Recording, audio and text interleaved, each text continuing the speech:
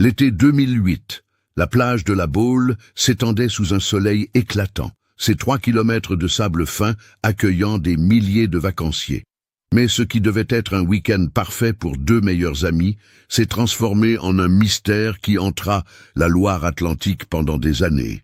Estelle Vignon, 19 ans, étudiante en pharmacie à Nantes, et Mélissa Fouché, 18 ans, apprentie coiffeuse, ont disparu sans laisser de traces le samedi 14 juillet 2008. Leurs affaires personnelles ont été retrouvées soigneusement rangées sur leurs serviettes de bain, leurs téléphones portables intacts, leurs clés de voiture dans le sac d'Estelle. Aucune trace de lutte, aucun témoin fiable, aucune piste concrète.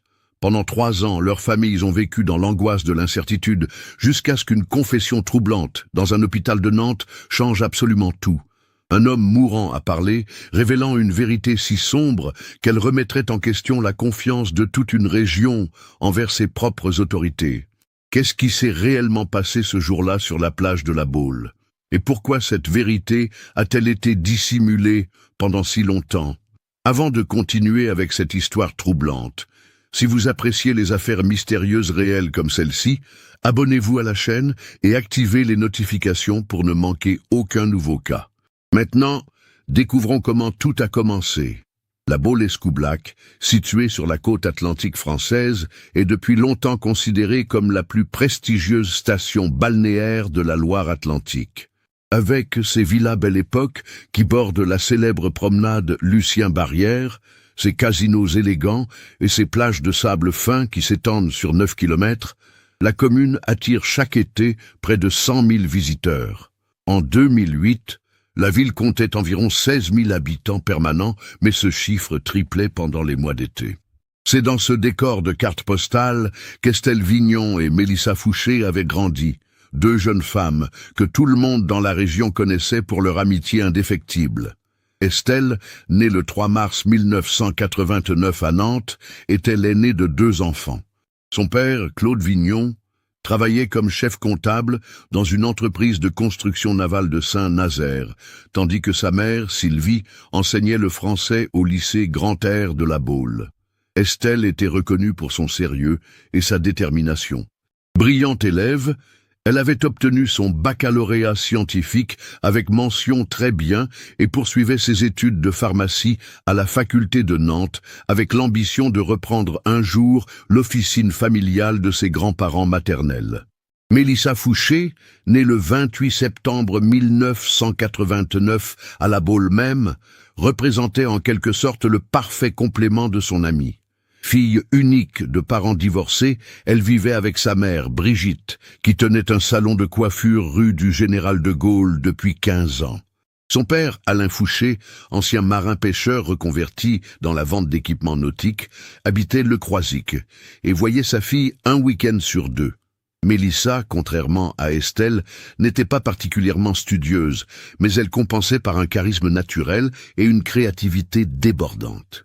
Apprentie coiffeuse dans le salon de sa mère depuis la fin de sa seconde, elle rêvait d'ouvrir son propre établissement et avait déjà une clientèle fidèle parmi les jeunes de la région. Les 2 amis s'étaient rencontrés en classe de 6e au collège Julien Lambeau et ne s'étaient plus quittés depuis. Malgré leurs personnalités différentes, elles partageaient une passion commune pour la photographie. Estelle possédait un appareil Canon numérique haut de gamme, cadeau de ses parents pour ses 18 ans, et Mélissa avait développé un œil artistique remarquable pour capturer les moments spontanés. Ensemble, elles avaient constitué au fil des années un impressionnant portfolio de clichés de la région. Coucher de soleil sur la baie, portraits de pêcheurs au Pouliguen, festivités estivales, scènes de vie quotidienne. Leurs photos avaient même été exposées plusieurs fois à la médiathèque municipale de la Baule. L'été 2008 s'annonçait particulier pour les 2 amis. Estelle venait de terminer sa première année de pharmacie avec d'excellents résultats et avait décroché un emploi saisonnier dans une pharmacie de Pornichet. Mélissa, de son côté, avait réussi son CAP coiffure et s'apprêtait à signer un contrat de qualification dans un salon réputé de Nantes. Ce week-end du 14 juillet devait être leur dernière grande escapade, avant qu'Estelle ne reparte pour ses études et que Mélissa ne commence sa nouvelle vie professionnelle. La météo ce samedi-là était exceptionnelle. Le bulletin de Météo France annonçait 28 degrés, un ciel dégagé et un vent léger du sud-ouest. Les conditions idéales pour une journée de détente sur la plage. Les deux amis avaient prévu de se retrouver vers 9 heures du matin près du poste de secours numéro 3, leur spot habituel, situé entre l'avenue Louis-Lajarige et l'avenue de Lattre de Tassigny. C'était un endroit qu'elle connaissait depuis l'enfance, suffisamment fréquenté pour être animé, mais pas trop bondé comme les zones proches des clubs de plage les plus prisés. Le samedi 14 juillet 2008, Estelle Vignon quitte le domicile familial de la rue des Évènements à exactement 8h45. Sa mère, Sylvie, se souvient parfaitement de ce détail, car elle préparait le petit déjeuner en écoutant les informations de 8h45 sur France Inter. Estelle portait un jean clair, un débardeur blanc et ses sandales en cuir marron, celles qu'elle mettait toujours pour aller à la plage. Elle avait pris son grand sac en toile beige contenant sa serviette de bain, de la crème solaire, son appareil photo Canon, son portefeuille avec ses papiers d'identité et environ 75 € en espèces, ainsi que les clés de sa Citroën C3 bleue. Elle m'a embrassée en me disant qu'elle rentrerait vers 18h, se rappelle Sylvie Vignon. Elle était de bonne humeur, elle parlait de photos qu'elle voulait prendre pour son album sur les fêtes nationales. Elle avait ce projet depuis des mois, de documenter toutes les célébrations officielles de la région. Pendant ce temps, à quelques rues de là, Mélissa Fouché préparait également sa journée. Sa mère, Brigitte, qui ouvrait son salon exceptionnellement ce samedi matin pour des clientes habituées, confirme que sa fille s'est levée vers 8h15. Mélissa a pris une douche rapide, a enfilé sa robe d'été jaune préférée par-dessus son maillot de bain noir et a rassemblé ses affaires. Serviettes, livres de poche, lunettes de soleil et son téléphone portable Nokia qu'elle venait de recevoir pour ses 18 ans. Les deux amis se sont retrouvés comme convenu vers 9 heures au poste de secours numéro 3. Plusieurs témoins les ont aperçus. Madame Henriette Salmon, une retraitée de 72 ans qui promène son chien tous les matins sur la plage, les a croisés vers 9h10. Elles étaient souriantes. Elles discutaient en installant leurs serviettes. La brune, Estelle, sortait déjà son appareil photo. Elles avaient l'air parfaitement détendues. Vers 10h30, Philippe Marchand, maître nageur sauveteur du poste numéro 3, les a vus se baigner ensemble. Elles sont restées dans l'eau une vingtaine de minutes. Mélissa, la blonde, riait beaucoup. Elles sont ressorties et se sont allongées au soleil. Tout était normal. C'est entre 11h et 11h30 que les choses deviennent floues. Selon plusieurs témoignages concordants, les deux amis ont été vus marchant vers la partie ouest de la plage, en direction des villas privées et des zones moins fréquentées. Elles portaient leur sac et l'appareil photo d'Estelle était visible autour de son cou. Monsieur André Vallet, un photographe amateur de 56 ans, les a aperçus vers 11h20 près des rochers qui séparent la plage principale de l'Anse des Évents. Elles cherchaient visiblement de bons angles pour leurs photos. La brunette prenait des clichés des villas de la côte rocheuse. C'est normal, c'est un endroit magnifique pour la photographie. C'est là que s'arrêtent les témoignages fiables. Personne n'a revu Estelle Vignon et Mélissa Fouché vivantes après 11h30. À 18h, quand Estelle n'est pas rentrée comme promis, ses parents commencent à s'inquiéter. Sylvie Vignon appelle le portable de sa fille. Ça sonne mais personne ne décroche. Elle téléphone alors à Brigitte Fouché qui confirme que Mélissa n'est pas non plus rentrée. Les deux mères décident de se rendre sur la plage. Elles découvrent un spectacle troublant. Les affaires des deux jeunes femmes sont toujours là, soigneusement disposées près du poste de secours numéro 3. Les serviettes sont bien étendues, les sacs fermés et placés dessus pour éviter que le sable ne s'y infiltre. Les téléphones portables sont dans les sacs. Les clés de voiture d'Estelle également. Seul l'appareil photo Canon manque. Philippe Marchand, le maître nageur, confirme aux mères affolées qu'il n'a rien remarqué d'anormal. Vers midi, J'ai bien vu que leurs affaires étaient toujours là, mais ça arrive souvent que les gens partent se promener en laissant leurs serviettes. J'ai pensé qu'elles reviendraient. À 19h15, Claude Vignon et Alain Fouché arrivent sur les lieux. Les 4 parents fouillent méthodiquement les alentours, interrogent tous les commerçants, les plagistes, les autres vacanciers. Personne n'a vu les 2 amis depuis 11h30. À 20h45, la famille Vignon se présente au commissariat de la Baule pour déposer une plainte pour disparition inquiétante. L'adjudant-chef Loïc Pernet, qui assure la permanence ce soir-là, prend leur déposition avec le sérieux que mérite la situation. 2 jeunes femmes majeures qui disparaissent en laissant toutes leurs affaires personnelles. C'est effectivement très préoccupant, confirme-t-il. Les premières recherches commencent immédiatement. Les gendarmes de la Baule, renforcés par une équipe de Saint-Nazaire, ratissent la plage et les zones rocheuses à l'aide de projecteurs. Les pompiers de Loire-Atlantique déploient leur équipe de plongeurs pour inspecter les zones où la baignade est interdite à cause des courants dangereux.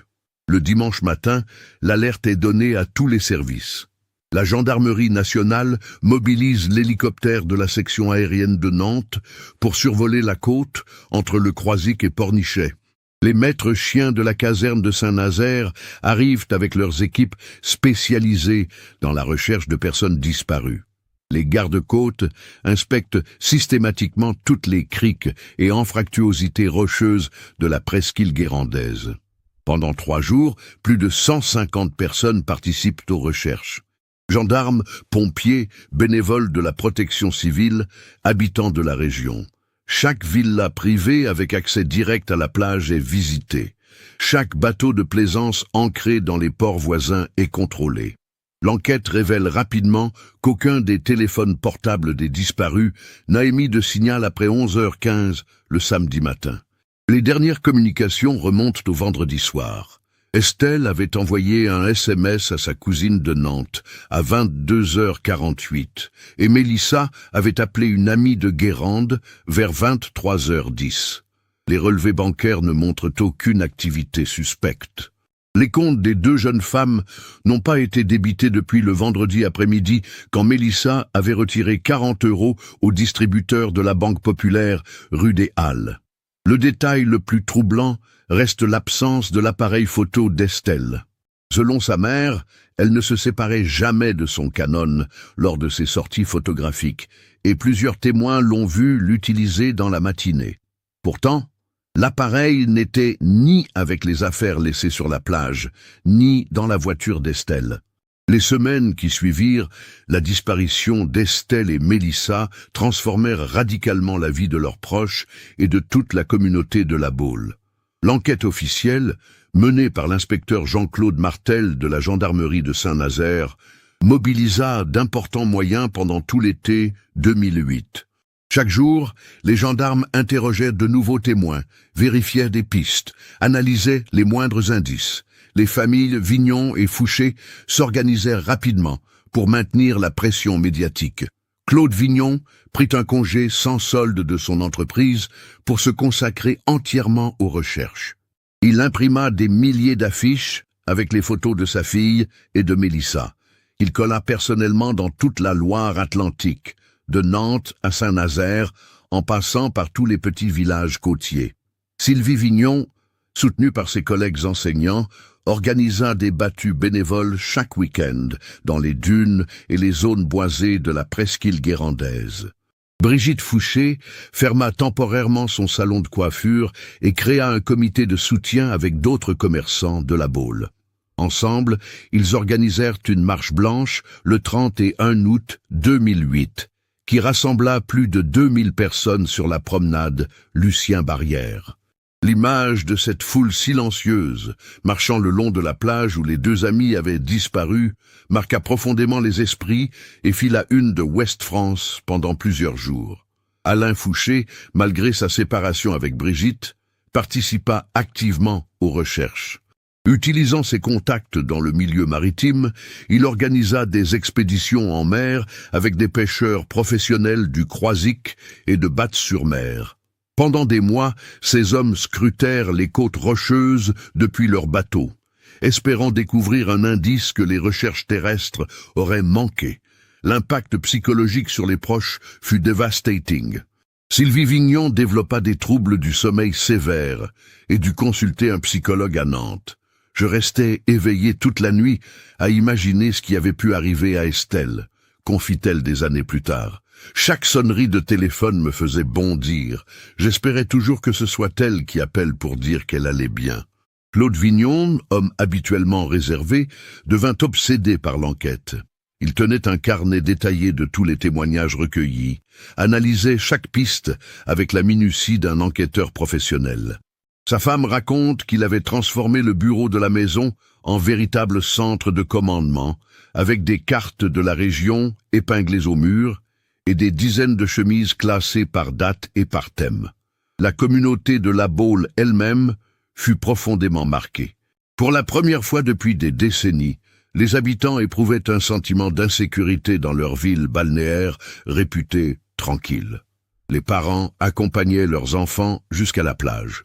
Les jeunes filles évitaient de se promener seules le soir. L'ambiance détendue des vacances d'été avait cédé la place à une tension palpable. Les commerçants de la station balnéaire ressentirent rapidement l'impact économique de l'affaire. Bien que les autorités locales tentent de minimiser les conséquences sur le tourisme, plusieurs familles annulèrent leurs vacances, inquiètes pour la sécurité de leurs enfants. Les réservations pour l'été 2009 furent en baisse de 15% par rapport aux années précédentes, selon les statistiques officielles de l'Office de tourisme. L'inspecteur Martel explora méthodiquement toutes les hypothèses. La piste de la fugue fut rapidement écartée. Les deux jeunes femmes n'avaient manifesté aucun signe de mal-être. Leur projet d'avenir était clair et motivant, elles entretenaient de bonnes relations avec leur famille. De plus, elles n'avaient emporté aucune affaire personnelle et n'avaient pas touché à leurs économies. L'hypothèse de l'accident de baignade fut également étudiée en détail. Les conditions météorologiques du 14 juillet ne présentaient aucun danger particulier, et les deux amies étaient d'excellentes nageuses, ayant pratiqué la natation en club pendant leur adolescence. Les courants marins de cette partie de la côte atlantique, bien que parfois traîtres, n'expliquaient pas l'absence totale de corps ou d'effets personnels rejetés par la mer. La piste criminelle sembla plus probante, mais se heurta à l'absence totale d'indices matériels. Aucune trace de lutte sur la plage, aucun témoin d'une altercation, aucun véhicule suspect signalé dans les environs. L'analyse des téléphones portables ne révéla rien d'anormal dans les communications des semaines précédant la disparition. Un détail intriguait particulièrement l'inspecteur Martel. L'appareil photo Canon d'Estelle. Les techniciens de la gendarmerie avaient analysé l'ordinateur portable de la jeune femme et découvert qu'elle téléchargeait systématiquement ses photos chaque soir. Les derniers clichés dataient du vendredi 13 juillet et montraient des vues classiques de La Baule, le casino, les villas Belle Époque, des scènes de rue. Qu'avait-elle photographié le samedi matin qui justifiait d'emporter l'appareil lors de sa disparition? Les enquêteurs interrogèrent tous les photographes professionnels et amateurs de la région. Personne n'avait remarqué les deux amis. Personne n'avait assisté à une séance photo particulière ce matin-là. Cette absence d'appareil photo restait le seul élément tangible distinguant cette affaire d'une disparition classique. Au fil des mois, différentes théories émergèrent dans la population locale. Certains évoquaient un accident de plongée dans les zones rocheuses interdites, d'autres parlaient d'un enlèvement par un prédateur de passage.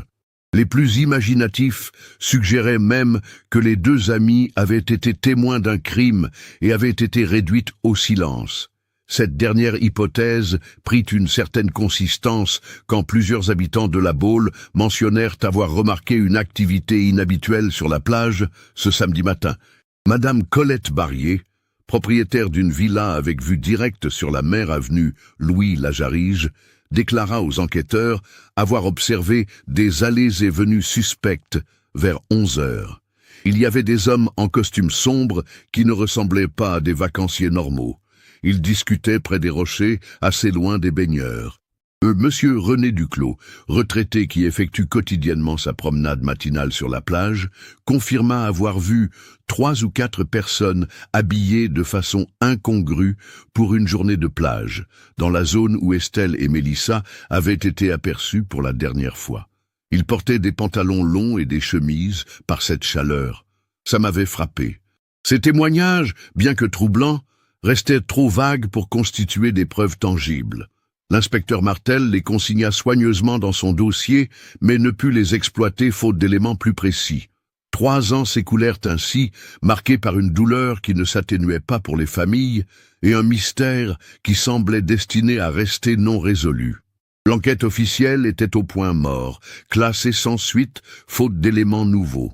Les parents des 2 jeunes femmes continuaient leurs recherches personnelles, mais l'espoir s'amenuisait. C'est dans ce contexte qu'intervint un événement totalement imprévu le mardi 8 mars 2011. Ce jour-là, aux alentours de 14h30, une infirmière du service de soins palliatifs de l'hôpital Nord de Nantes, Madame Patricia Lebrun, fut témoin d'une scène qui allait relancer l'affaire de façon spectaculaire. Henri Leclerc, 64 ans, ancien ouvrier des chantiers navals de Saint-Nazaire, était hospitalisé depuis 6 semaines pour un cancer du poumon en phase terminale. Les médecins lui avaient annoncé qu'il ne lui restait que quelques jours à vivre. Cet homme, décrit par sa famille comme discret et travailleur, n'avait jamais eu de problème avec la justice et menait une vie paisible de retraité au Croisic avec sa femme Jeannette. Ce mardi après-midi, Henri Leclerc fit appeler l'aumônier de l'hôpital, le père Antoine Roussel, prêtre de la paroisse Saint-Félix de Nantes. Il semblait très agité, se souvient le père Roussel. Il répétait qu'il devait se confesser avant de mourir, que sa conscience ne pouvait pas supporter de garder un secret plus longtemps. L'infirmière Patricia Lebrun, qui préparait les médicaments dans la chambre voisine, entendit distinctement Henri Leclerc déclarer au prêtre « Mon père, j'ai vu tuer 2 jeunes filles sur la plage de la Baule il y a 3 ans. Je n'ai rien dit à personne, j'avais trop peur, mais maintenant je vais mourir et je ne peux pas emporter ça avec moi. » Le père Roussel, tenu par le secret de la confession, ne pouvait légalement révéler ses propos. Mais Patricia Lebrun, profondément troublée par ce qu'elle avait entendu, prit sur elle de contacter immédiatement les autorités. Elle téléphona à la gendarmerie de Nantes, qui la mit en relation avec l'inspecteur Martel, toujours en charge du dossier des disparus de la Baule. L'inspecteur se rendit à l'hôpital dans l'heure qui suivit. Henri Leclerc, affaibli mais lucide, accepta de répéter sa déclaration devant les enquêteurs. Ses propos, enregistré dans sa chambre d'hôpital en présence de son avocat commis d'office et de sa femme, allait bouleverser l'enquête. Le 14 juillet 2008, j'étais sur la plage de la Baule vers 11h du matin, commença Henri Leclerc d'une voix faible mais distincte. Je me promenais seul, ma femme était restée à la maison ce jour-là. J'ai vu 2 jeunes filles avec un appareil photo qui s'approchèrent des rochers, du côté de l'anse des Évennes. L'homme fit une pause, visiblement ému, avant de poursuivre. Il y avait 3 hommes près des rochers, habillés en costume. Ils avaient des sacs, ils semblaient attendre quelqu'un. Une voiture noire est arrivée, un homme en est sorti. Il a donné quelque chose à ceux qui attendaient. Je crois que c'était de l'argent ou un paquet. Henri Leclerc expliqua qu'il s'était caché derrière un rocher, intrigué par cette scène inhabituelle sur une plage de vacances. Les 2 filles sont arrivées à ce moment-là. La brune prenait des photos des villas, mais elle a tourné son appareil vers ces hommes. Je pense qu'elle ne se rendait pas compte de ce qu'elle photographiait. La suite du récit d'Henri Leclerc glaça l'inspecteur Martel. Un des hommes en costume a vu que la fille le photographiait. Il a crié quelque chose. Les autres se sont retournés. Ils ont couru vers les filles. Moi j'étais loin, je ne pouvais pas intervenir. J'ai vu les hommes attraper les 2 jeunes femmes et les emmener vers leur voiture. Cette révélation explosive relança immédiatement l'enquête avec une intensité inédite. L'inspecteur Martel, qui n'avait jamais abandonné l'affaire malgré le classement officiel, constitua rapidement une nouvelle équipe d'investigation. Le procureur de la République de Saint-Nazaire, maître François Daudin, rouvrit officiellement le dossier le lendemain même de la confession d'Henri Leclerc. Mais les enquêteurs se heurtèrent rapidement à un obstacle de taille. Henri Leclerc décéda dans la nuit du jeudi 10 mars 2011, soit moins de 48 heures après sa confession. L'homme emportait avec lui des détails cruciaux que les enquêteurs n'avaient pas eu le temps de recueillir. Sa veuve, Jeannette Leclerc, fut longuement interrogée. Elle confirma que son mari était effectivement sorti seul ce samedi 14 juillet 2008 pour sa promenade habituelle sur la plage. Henri était très observateur, il remarquait tout, déclara-t-elle aux enquêteurs. Quand il est rentré ce jour-là, il semblait préoccupé, mais il ne m'a rien dit. Les jours suivants, quand les disparitions ont été annoncées aux informations, il est devenu de plus en plus nerveux. Jeannette Leclerc révéla un détail troublant. Dans les semaines qui ont suivi, Henri a reçu des coups de téléphone bizarres. Des gens qui raccrochaient quand je répondais ou qui demandaient à lui parler sans se présenter. Ça l'inquiétait beaucoup. Il m'a dit qu'il valait mieux qu'on ne parle à personne de sa promenade ce jour-là. Les enquêteurs comprirent qu'Henri Leclerc avait probablement été identifié comme témoin gênant et intimidé pour qu'il garde le silence. Cette hypothèse renforçait la crédibilité de ses déclarations posthumes. L'analyse des téléphones portables d'Henri Leclerc révéla effectivement plusieurs appels provenant de numéros masqués entre juillet et septembre 2008, confirmant les dires de sa veuve. Les enquêteurs tentèrent de remonter ces pistes, mais les numéros s'avérèrent intraçables, probablement des téléphones jetables utilisés spécifiquement pour ces intimidations. Fort de ces nouveaux éléments, l'inspecteur Martel orienta ses recherches vers les trafics de drogue sur la côte atlantique. En 2008, la Loire-Atlantique connaissait une recrudescence du trafic de stupéfiants, particulièrement de cocaïne transitant par les ports de Saint-Nazaire et Nantes depuis l'Amérique du Sud. Plusieurs réseaux utilisaient les plages isolées pour organiser des livraisons discrètes, loin des contrôles portuaires. Les archives de la police judiciaire révélèrent que l'été 2008 avait été marqué par une guerre des territoires entre différents groupes de trafiquants. Plusieurs règlements de compte avaient eu lieu dans la région, mais aucun n'avait été directement lié aux disparitions d'Estelle et Mélissa à l'époque. L'enquête prit une nouvelle dimension quand les investigateurs découvrirent qu'un important réseau de trafic de cocaïne, dirigé par un certain Karim Benani, utilisait effectivement les plages de la presqu'île guérandaise pour ses opérations. Ce réseau, démantelé en 2009 lors de l'opération Marée Noire, menée conjointement par la police judiciaire et les douanes, avait organisé plusieurs livraisons sur les côtes de Loire-Atlantique entre 2006 et 2009. Les dossiers judiciaires de cette opération mentionnaient explicitement l'utilisation de la plage de la Baule pour des transferts de marchandises, particulièrement pendant les week-ends de forte affluence touristique où l'activité des trafiquants passait inaperçue parmi les nombreux vacanciers. L'inspecteur Martel obtint l'autorisation d'interroger Karim Benani, incarcéré à la maison d'arrêt de Nantes depuis 2009 et condamné à 12 ans de prison ferme. L'homme, âgé de 38 ans, originaire de Casablanca, s'était montré jusqu'alors totalement mutique lors de tous ses interrogatoires. Confronté aux révélations d'Henri Leclerc, Karim Benani maintint d'abord son silence habituel, mais quand l'inspecteur lui présenta les témoignages concordants sur la présence d'hommes en costume sur la plage le 14 juillet 2008, le trafiquant sembla ébranlé.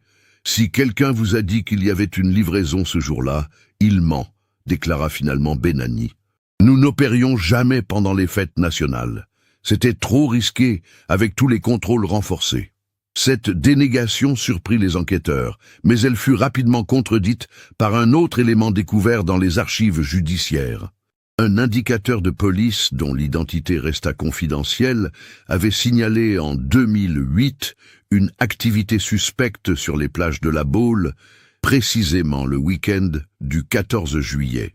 Ce rapport, inexploité à l'époque car jugé trop vague, prenait soudain une dimension capitale.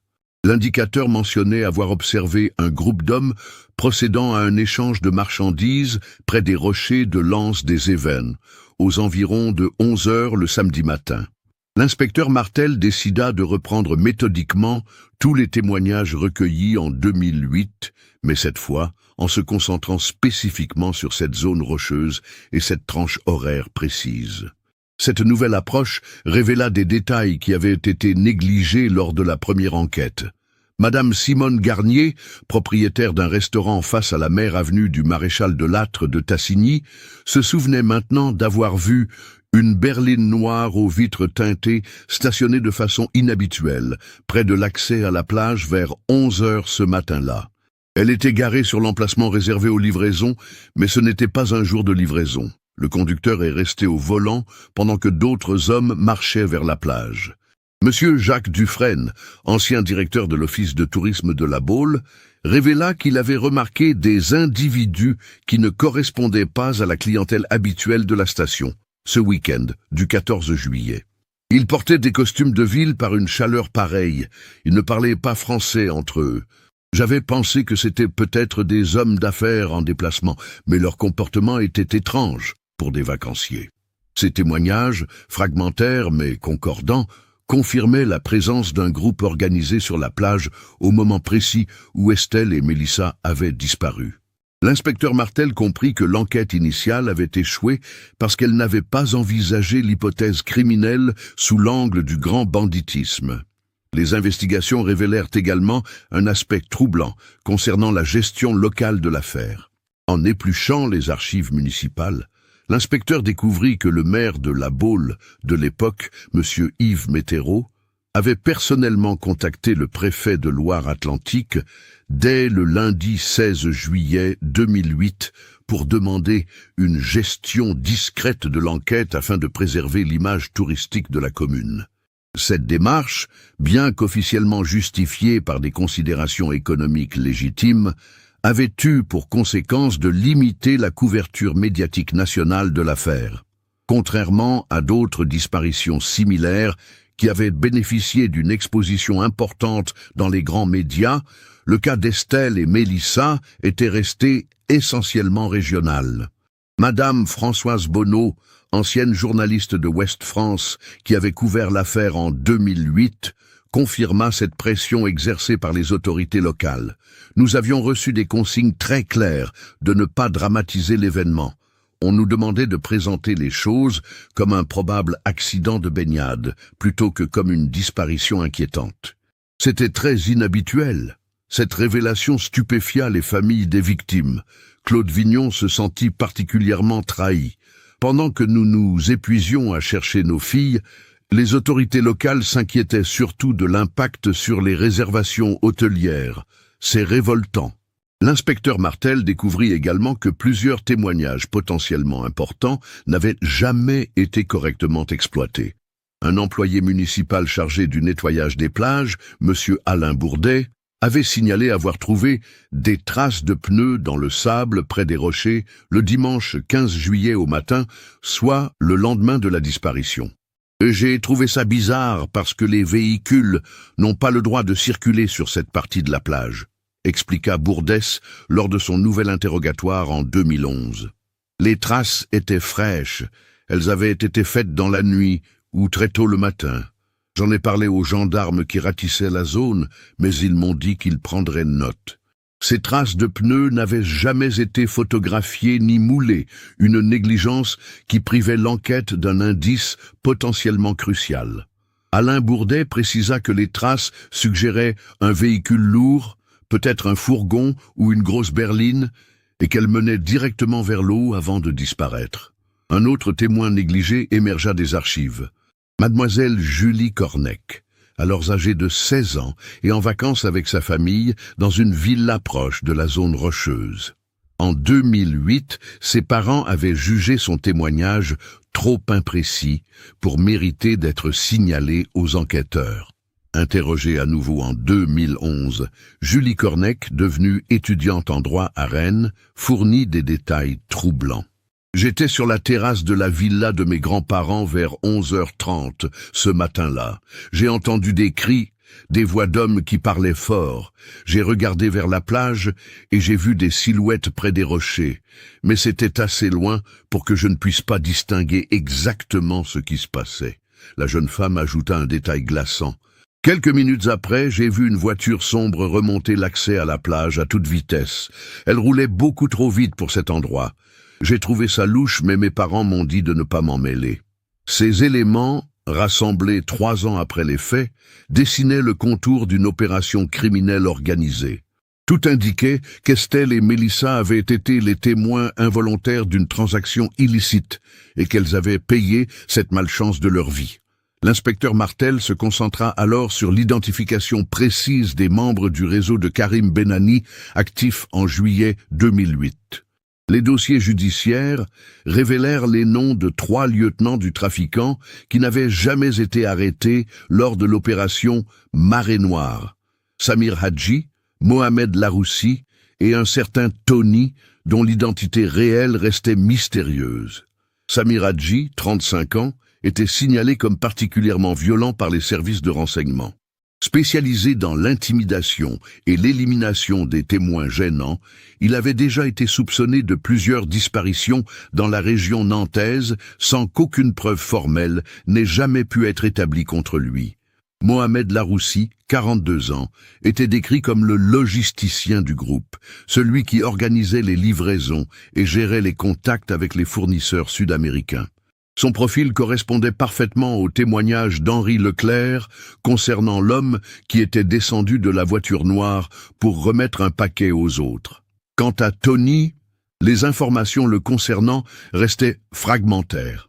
Les écoutes téléphoniques de l'enquête Marée Noire mentionnaient régulièrement ce prénom sans que les enquêteurs parviennent à l'identifier formellement.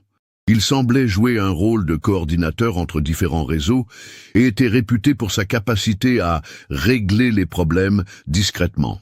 Ces 3 hommes étaient en liberté depuis le démantèlement partiel du réseau en 2009, ayant échappé aux arrestations grâce à leur prudence et à leurs fausses identités.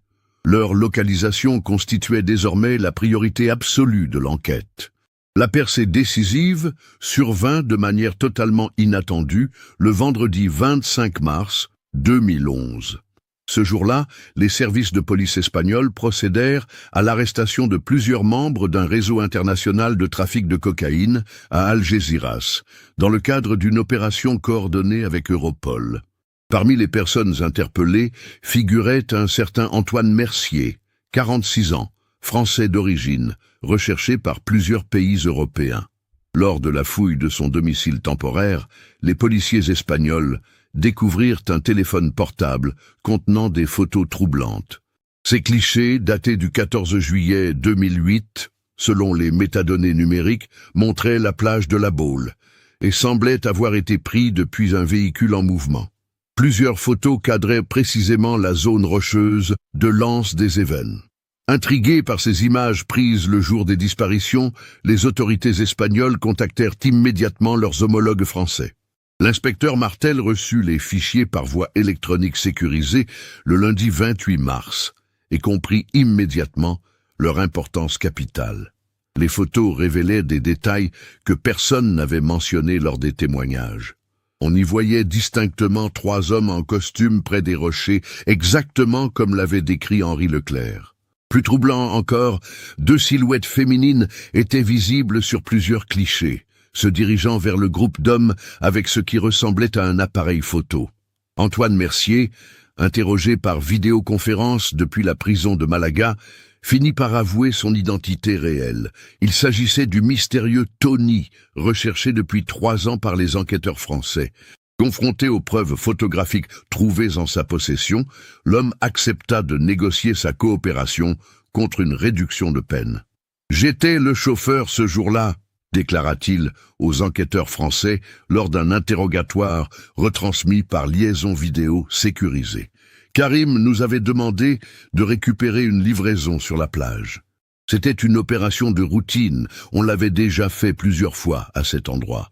Tony expliqua que l'opération avait été minutieusement préparée. Mohamed devait récupérer la marchandise auprès d'un contact local, un petit dealer qui travaillait pour nous dans la région. Samir et moi, on faisait la sécurité. C'était censé durer 10 minutes maximum. Mais les choses avaient mal tourné quand les deux amis s'étaient approchés avec leur appareil photo. La brune prenait des photos des villas, elle tournait dans tous les sens. À un moment, elle a pointé son objectif vers nous. Mohamed a paniqué, il a cru qu'on était surveillé par la police. Tony poursuivit son récit d'une voix de plus en plus hésitante. Samir s'est énervé. Il a couru vers les filles en criant. Elles ont eu peur, elles ont essayé de s'enfuir, mais Mohamed les a rattrapées. Elles criaient qu'elles n'avaient rien vu, qu'elles faisaient juste du tourisme. L'homme marqua une longue pause avant de révéler le dénouement tragique. Samir était fou de rage. Il disait qu'elles avaient tout photographié et que ça allait nous griller auprès de Karim. Il a pris l'appareil photo, il a regardé les dernières photos. Il y avait effectivement des images de nous en train de faire l'échange. Ce que révéla ensuite Tony glacèrent le sang des enquêteurs. Samir a dit qu'on ne pouvait pas les laisser partir. Moi j'étais contre, mais lui et Mohamed ont décidé. Ils ont forcé les filles à monter dans la voiture. Elles pleuraient, elles suppliaient qu'on les libère. L'inspecteur Martel, présent dans la salle de liaison vidéo de Nantes, demanda directement « Qu'avez-vous fait d'Estelle Vignon et Mélissa Fouché ?» Tony baissa les yeux avant de répondre « On les a emmenées vers les anciennes carrières d'Escoublac, celles qui sont abandonnées depuis des années. Samir voulait juste les effrayer au début, les convaincre de se taire. Mais les filles étaient terrorisées, elles n'arrêtaient pas de dire qu'elles allaient tout raconter à la police. » La suite du témoignage révéla l'horreur absolue de la situation. Mohamed a perdu son sang-froid. Il a dit qu'on ne pouvait pas prendre le risque. Lui et Samir, ils ont tué les deux filles à coups de pierre. Moi, je suis resté dans la voiture, je n'ai pas pu regarder. Les enquêteurs durent faire une pause, tant l'émotion était palpable dans la salle. L'inspecteur Martel, pourtant habitué aux affaires criminelles les plus sordides, avait les larmes aux yeux en pensant aux familles qui attendèrent des réponses depuis 3 ans. Tony poursuivit son terrible récit. Après, ils ont jeté les corps dans une des carrières inondées. C'est très profond, personne n'y va jamais. Ils ont aussi balancé l'appareil photo et tout ce que les filles avaient sur elles. L'homme précisa l'emplacement exact. C'est la carrière la plus au nord du site d'Escoublac, celle qui est complètement isolée par la végétation. L'eau fait au moins 20 mètres de profondeur à cet endroit. Les révélations de Tony expliquaient enfin tous les mystères de l'enquête. Les traces de pneus trouvées sur la plage correspondaient au trajet de leur véhicule pour accéder discrètement à la zone rocheuse. L'absence des corps s'expliquait par leur immersion dans une carrière inondée que personne n'avait pensé à fouiller. Le mardi 29 mars 2011, une équipe de plongeurs spécialisés de la gendarmerie nationale se rendit sur le site des anciennes carrières d'Escoublac, guidée par les indications précises de Tony. Le lieu, effectivement isolé et envahi par la végétation, n'avait jamais été inclus dans le périmètre des recherches initiales de 2008. Les plongeurs découvrirent rapidement les restes d'Estelle Vignon et Mélissa Fouché par 22 mètres de fond, ainsi que l'appareil photo Canon dans son étui étanche. Malgré 3 années d'immersion, l'état de conservation permettait une identification formelle grâce aux analyses dentaires. L'annonce de cette macabre découverte bouleversa les familles et toute la région de la Baule. Claude et Sylvie Vignon, ainsi que Brigitte et Alain Fouché, purent enfin organiser les obsèques de leur fille et entamer un véritable processus de deuil. L'appareil photo, analysé par les experts de l'Institut de recherche criminelle de la Gendarmerie nationale, révéla ses derniers secrets.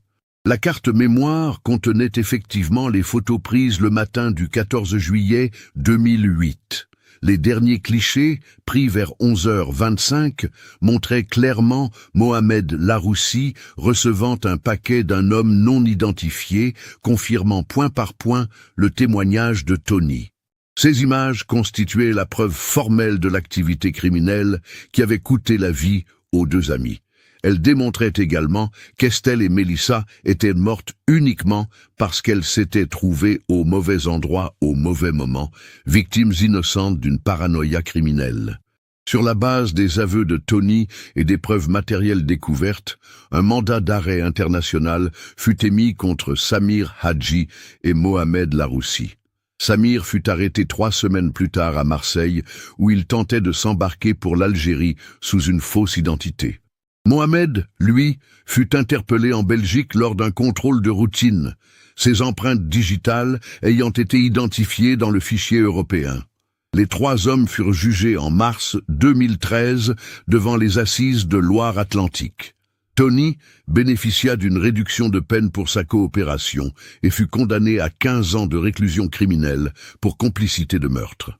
Samir Hadji et Mohamed Laroussi, reconnus coupables d'assassinat avec préméditation, furent condamnés, respectivement, à 25 et 22 ans de réclusion criminelle.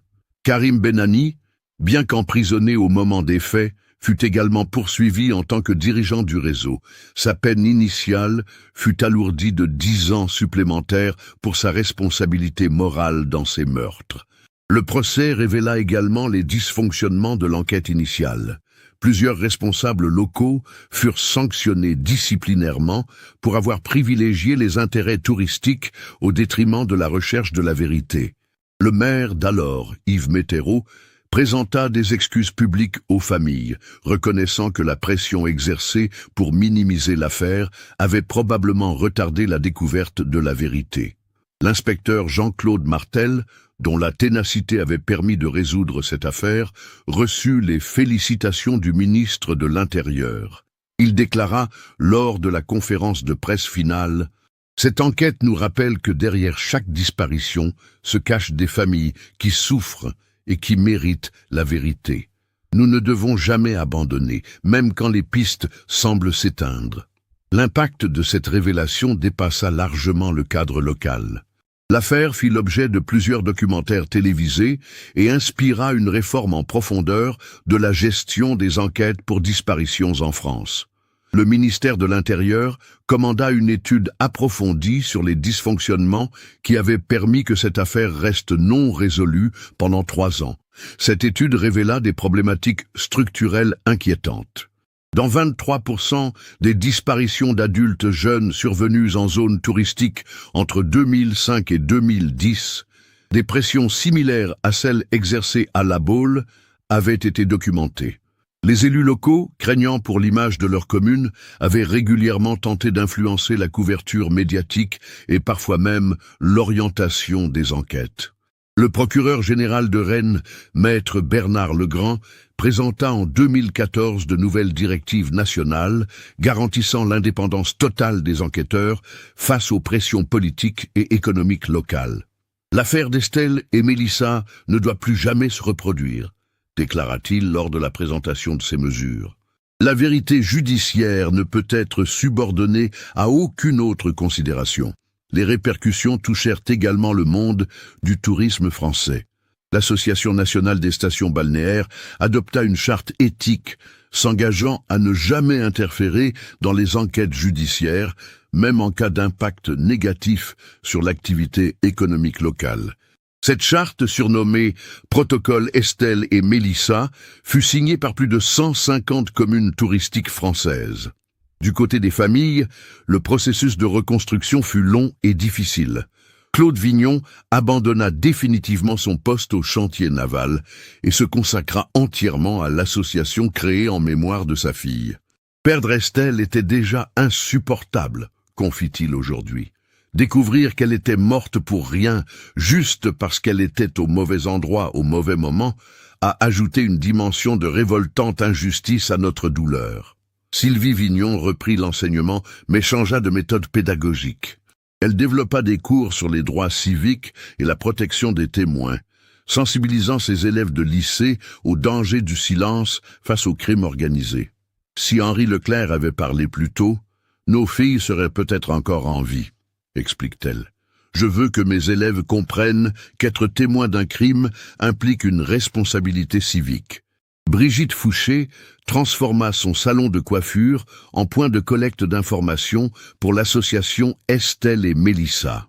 Sur les murs, Entre les miroirs et les affiches publicitaires, elle accrocha les portraits de dizaines de personnes disparues dans toute la France. Chaque client qui entre ici voit ces visages, explique-t-elle. Parfois, quelqu'un reconnaît une personne et ça peut débloquer une enquête. Alain Fouché, malgré sa douleur, accepta de témoigner dans les écoles de la région sur les conséquences du trafic de drogue. Les jeunes pensent souvent que le trafic, c'est juste de la vente de stupéfiants, explique-t-il aux élèves. Ils ne réalisent pas que derrière, il y a des réseaux criminels prêts à tuer pour protéger leurs intérêts. Ma fille et son amie en ont été les victimes innocentes. L'association Estelle et Mélissa développa rapidement ses activités au-delà de l'accompagnement des familles. Elle créa un fichier national des personnes disparues, plus complet et plus accessible que les bases de données officielles. Ce fichier, consulté quotidiennement par des milliers d'internautes, permit de résoudre 14 disparitions entre 2013 et 2020. L'association organisa également des formations pour les forces de l'ordre, sensibilisant les enquêteurs aux spécificités des affaires de disparition. Ces formations, dispensées par des psychologues spécialisés et des familles de victimes, améliorèrent considérablement la qualité de l'accueil et du suivi des proches de personnes disparues. Un centre d'appel gratuit fut mis en place, fonctionnant 24 heures sur 24, permettant aux familles de signaler immédiatement toute disparition inquiétante. Ce centre, financé par des dons privés et des subventions publiques, traite aujourd'hui plus de 3000 appels par an et coordonne ses actions avec les services de police et de gendarmerie nationaux. Les familles Vignon et Fouché créèrent ensemble une association d'aide aux proches de personnes disparues, baptisée Estelle et Mélissa, qui continue aujourd'hui d'accompagner d'autres familles confrontées aux mêmes épreuves. Cette association milite notamment pour une meilleure coordination des enquêtes et contre les pressions qui peuvent nuire à la recherche de la vérité. Le travail de mémoire prit également une dimension artistique. Le photographe nantais Guillaume Roussel, ami d'enfance d'Estelle, organisa en 2015 une exposition itinérante intitulée « Regard perdu », présentant les dernières œuvres photographiques des deux amis. Cette exposition, qui tourna dans toute la France, sensibilisa le public au destin brisé par la criminalité et collecta des fonds pour l'association. Henri Leclerc fut honoré à titre posthume par la municipalité de La Baule, qui donna son nom à un jardin public en reconnaissance de son courage tardif mais décisif. Sa veuve, Jeannette, déclara « Mon mari a porté ce secret trop longtemps, mais il a eu le courage de parler avant de mourir. J'espère que ces deux jeunes filles peuvent enfin reposer en paix. » Cette affaire marqua un tournant dans la gestion des enquêtes pour disparition en Loire-Atlantique.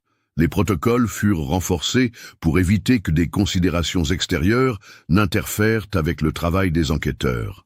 Un centre spécialisé dans les disparitions inquiétantes fut créé à Nantes en 2014, garantissant une approche plus systématique et moins influençable de ce type d'affaires.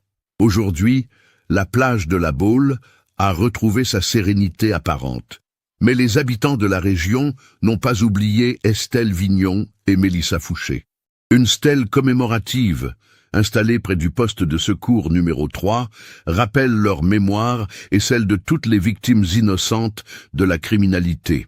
Cette affaire nous montre comment la cupidité et la violence criminelle peuvent faucher des vies innocentes en quelques instants. Elle révèle aussi l'importance de ne jamais céder aux pressions extérieures quand il s'agit de rechercher la vérité pour les familles endeuillées. Henri Leclerc nous enseigne qu'il n'est jamais trop tard pour faire le bon choix, même si cela demande un courage extraordinaire. Qu'avez-vous pensé de cette histoire tragique? Aviez-vous deviné le rôle des trafiquants dès les premiers indices? Partagez vos réflexions dans les commentaires. Si cette enquête approfondie vous a touché, n'oubliez pas de vous abonner à la chaîne et d'activer les notifications pour ne manquer aucune de nos futures investigations. Laissez votre like si cette histoire vous a marqué et partagez-la avec vos proches qui s'intéressent aux affaires criminelles réelles.